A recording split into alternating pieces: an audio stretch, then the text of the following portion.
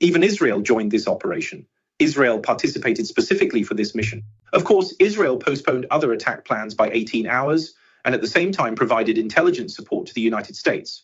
The US deployed a 10S and other fighter jets, mainly to secure air superiority. That is, on one hand, to bomb and harass and to target the Iranian forces who were searching for these Americans and American pilots. And then, in addition, they bombed some of the roads around the American airfields. Today, we saw on WeChat the route on one road. There was a bombing every 10 meters, another bombing every 10 meters. The point is to make these roads impassable, so your troops simply have no way to reinforce. And then, at the same time, these two HC-130 transport planes arrived at the airport. According to reports, I saw the New York Times was the first to report that SEAL Team 6 was involved in this operation.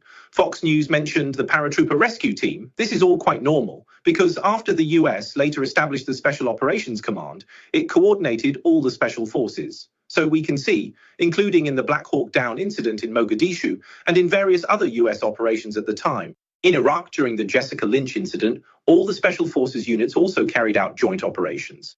There might have been Rangers, maybe SEALs, and possibly PJs involved, because PJs are the core, so it was a joint operation among various Special Forces units. First, they flew to the airport with two C-130s. If our guess is correct, there should have been at least two Little Bird helicopters. Yes, later we saw that at the airport, it seemed that one Little Bird helicopter was destroyed. As for the wreckage of the second one, I haven't seen any updates. But for this kind of operation, there must be at least two helicopters.